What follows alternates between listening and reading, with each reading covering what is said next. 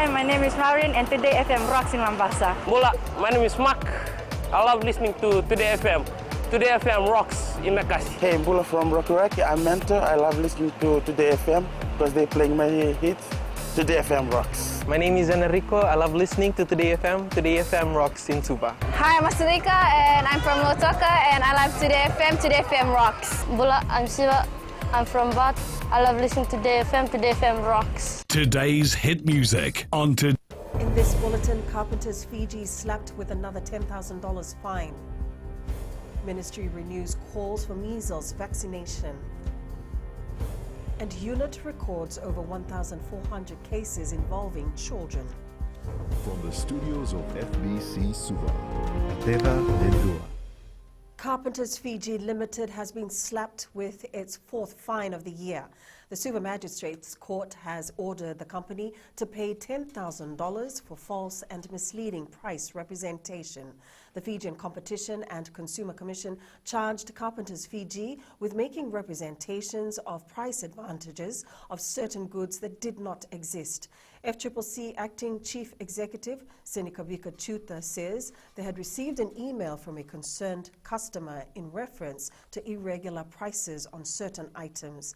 This led to a routine inspection by officers who found evidence of the offence. In previous incidents, the company was fined $25,000 for false and misleading representation on September 27th. A month later, they were fined $15,000 for overcharging on price-controlled items and failure to mark price-controlled items. The third incident saw a $20,000 fine for failure to display prices on certain price-controlled items and non-controlled price items. With health teams now conducting door-to-door immunization for measles, the ministry is urging parents to get their children vaccinated. Head of Health Protection, Dr. Alicia Sahu Khan, says, according to the preliminary data, fewer children between the ages of 6 months to 5 years are being brought forward for immunization. Dr. Sahu Khan says to address this, more teams have been mobilized for house-to-house visitation. Parents who have young children, it may be difficult for them to come out of their homes. They may have more than one young child in the house. It may be physically difficult for them to come out and come to a health center or to an outpost. The Ministry of Fisheries will continue assisting the Pacific Fisheries Company in facilitating its raw supply. Permanent Secretary Craig Strong says, while they're not directly responsible for PAFCO, it's important to ensure a steady supply of tuna to meet the growing demand. He adds they'll be working towards meeting the target, which is the limit in total average catch. It has to be remembered that as a ministry, we are not directly responsible for PAFCO. You know, we are responsible for managing the fishery, and so we will do all in our power to facilitate that raw supply to assist PAFCO and our other processes that are part of the value chain. There were 1,141 cases involving children recorded by the Child Services Unit in the past 10 months. Unit Assistant Director Ella Tukutukulewu says of the cases, 616 involved females and 525 males. Tukutukulewu says children neglect tops the list as the most reported case. Other cases include physical and sexual abuse of children, child labor, and beyond control, to name a few. Failure to report such cases is a crime, and those convicted are liable of a fine of $5,000. Continue to receive cases from January to now that we have come to the end of the year. The cases are received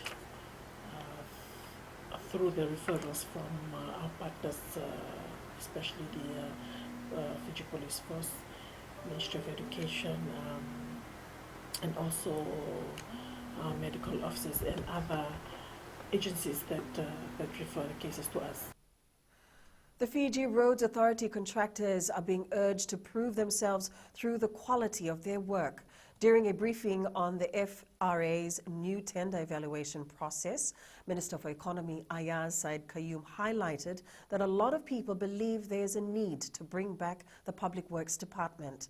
Said Qayyum adds the same people believe the private sector should not be used in the development of roads and infrastructure. He stressed to the contractors to bear in mind what is at stake, and that includes delivery of service to all Fijians. They believe that everything should be done in-house. And obviously that's not the best way to go, we all know that.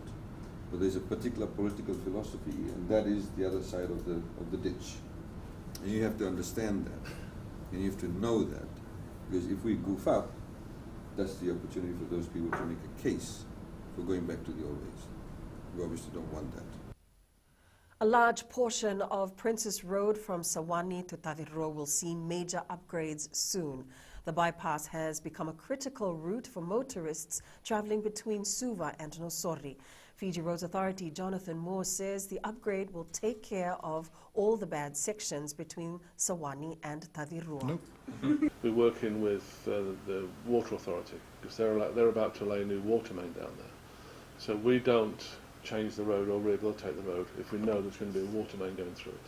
So we'll work with WAF on that to do the job together. So they'll do the main and we'll do the road at the same time. Fiji's national broadcaster, the Fijian Broadcasting Corporation, through its radio station Today FM, will host an event for the homeless on the streets of Suva on Christmas Day. Program Director Mario Fasala says the event is a testimony of the continuous work done by the FBC to give back to the community. Fasala says there will be a branch for the less fortunate who are sometimes neglected by their loved ones. For us, we thought that, maybe it was about time we gave back to the community as well. And we know that there are people, the less fortunate as well, who don't have the opportunity to be with their families. And this is just a little give back that we've decided to get together and do. Coming up, tough pools in Hamilton for national sides. And Fiji Under-20 Rugby Future. Stay with us. Ako Tabua. Ako do talitay na barong na Bula FM. Nambandua na sir. Bula. Ang gono ilutoka do talita ka ng Bula FM berarti nambandua na sir. Ni Bula binaka. Nanregen go sa Bula FM nga. Na kasi. Nalang go sa mundo active ng Bula FM nambandua na sir nusur. Ni Bula binaka. Nalang go Jerry yang may lambasa. Do barong nga ng Bula FM nambandua. Bula FM nambandua na sir. Defending Hamilton Sevens champions, Fiji has been drawn in Pool D for next month's tournament. Fiji will face Argentina, Australia and Samoa at the Hamilton Sevens. The women's pools have been drawn as well, and the Fijiana will face the hosts in the group stages. Aquila Dama reports. The national side will be aiming to return to the form that saw them being crowned the Hamilton champions when they overcame USA in the final this year.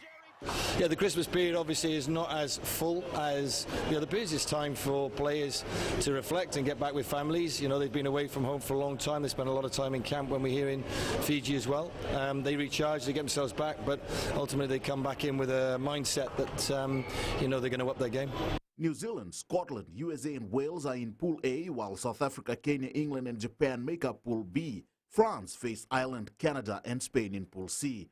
The Fijiana, on the other hand, are in Pool A with reigning series champions New Zealand, England and invitational team China. Fijiana coach Sayasi Fuli says this is quite a challenging time for them. Yeah, this is a tough one because the turnaround is too short, and there's the Christmas festival and New Year festival, and we had to include the 1 day, 2 days in between the two festivals, and then camp on the first 2 weeks.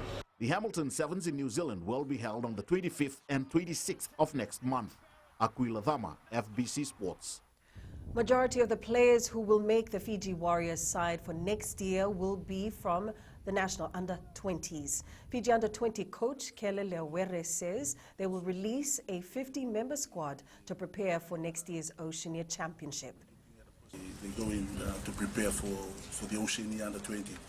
in April, and we might put in some of the under-20 boys in the Warriors in March as well. So we're looking at both pictures, the Warriors and the under-20 in Oceania in April.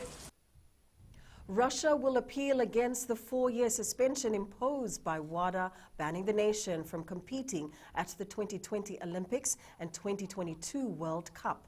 The Russian TASS news agency reported the country's anti-doping agency, RUSADA, has said it will challenge the sanctions handed down earlier this month over alleged manipulation of laboratory data.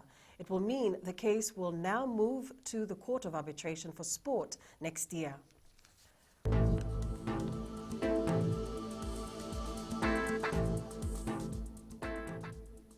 The sunny, humid conditions are expected to continue this afternoon with a chance of occasional showers and perhaps a thunderstorm later today or overnight. Tomorrow will be much the same with temperatures in the low 30s.